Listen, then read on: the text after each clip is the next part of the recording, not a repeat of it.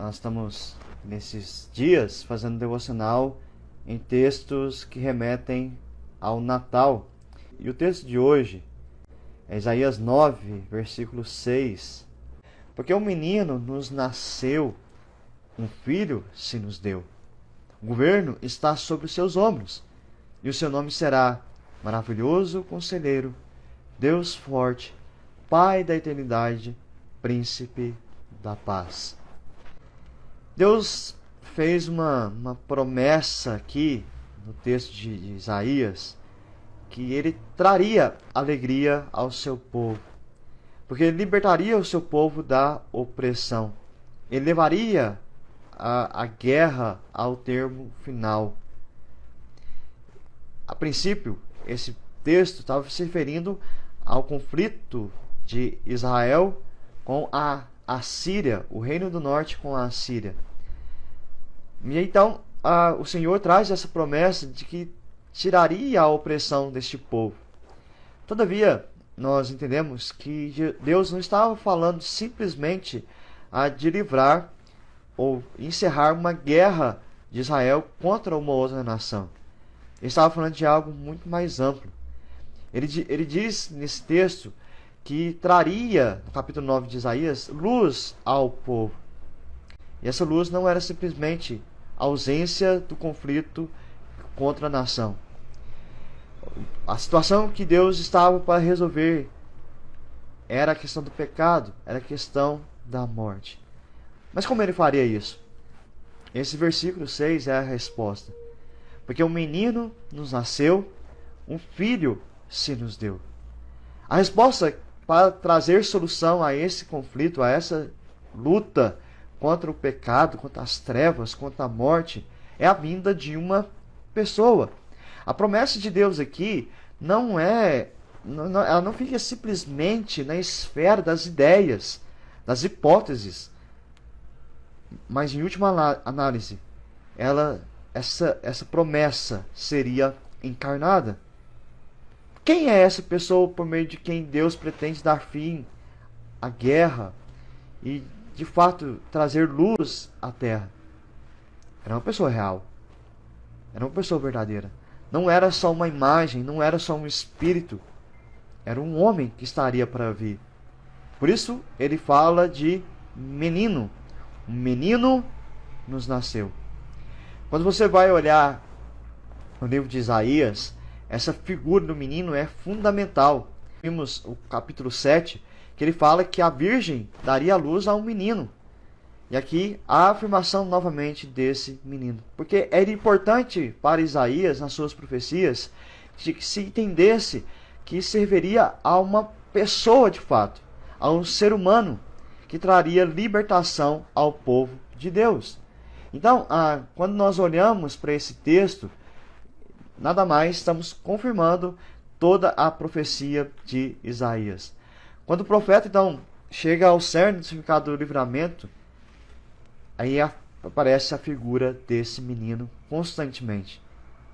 Isso nos dá a ideia que Deus é bastante forte para vencer os seus inimigos, mesmo ele se tornando vulnerável em certo aspecto, mesmo ele estando em humilhação. A única esperança de fato seria esse menino Deus, como nós veremos. O governo está sobre os seus ombros. Por isso, dessa expressão, muitos tentaram aplicar essa promessa de esperança a um futuro rei da descendência de Davi. As tentativas, por exemplo, de conectar essa promessa com Ezequias, filho de Acaz. E vocês vão lembrar que Acaz se recusou a crer ou pedir um sinal de livramento, que seria justamente esse menino. Então alguns vão dizer que Ezequias é a promessa cumprida. Mas quando você vai perceber a cronologia do nascimento de Ezequias, não vai dar muito certo. Não vai bater com a profecia. E mais, está sendo dito aqui, não é apenas um rei humano qualquer. Não é mais um rei sobre a terra. É claramente aqui a figura do Messias. O governo divino não seria meramente o Deus, mas também um homem. Seria um rei humano e um rei divino. Por isso ele diz: um menino nos nasceu.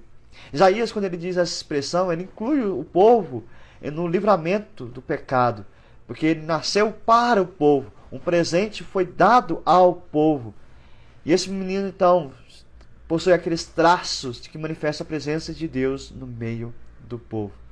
Seguramente, esse menino nos é apresentado como cumprimento do último sinal do Emanuel, que Isaías havia dito no capítulo 7. Para dar mais certeza dessa esperança, de que era um menino, de fato, mas que também esse menino era o próprio Deus, ele vai dizer: e o seu nome será Maravilhoso Conselheiro, Deus Forte, Pai da Eternidade, Príncipe da Paz. As 4 características desse rei, desse menino que viria, não eram muito comuns a serem aplicados aos reis. Então somente aqueles que se denominavam divinos. Mas aqueles que eram considerados meramente reis humanos, como por exemplo Davi, nunca jamais receberiam esses títulos.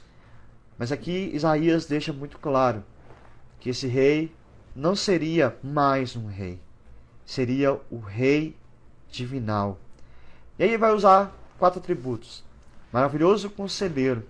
Porque em sua vida ele ministraria maravilhosos conselhos, infalíveis as manifestações da sua sabedoria. Porque ele é a própria sabedoria. É ele que traria de fato conhecimento, a verdade a este mundo. Por isso que o conselho dele é uma maravilha. O conselho dele não é meramente um conselho humano, uma ideia humana, uma proposta humana. É uma palavra do próprio Deus.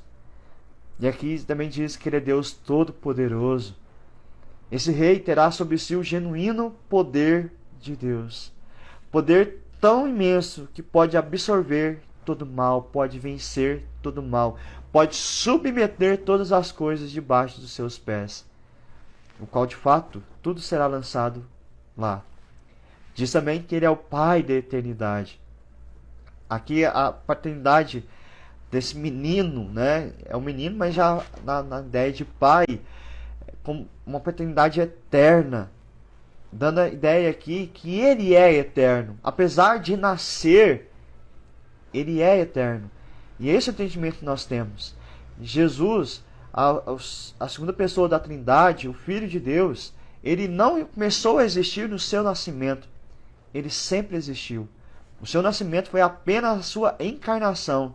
Ele se tornou homem como nós. Mas ele é eterno. Isso nos dá a ideia de que nele estamos eternamente ligados ao Pai Celeste. E por fim, Isaías diz que ele é o príncipe da paz. É oportuno que esse título venha em último lugar nessa série, porque lembre-se, o povo estava em conflito, seja em relação à Assíria, mas principalmente em relação ao pecado.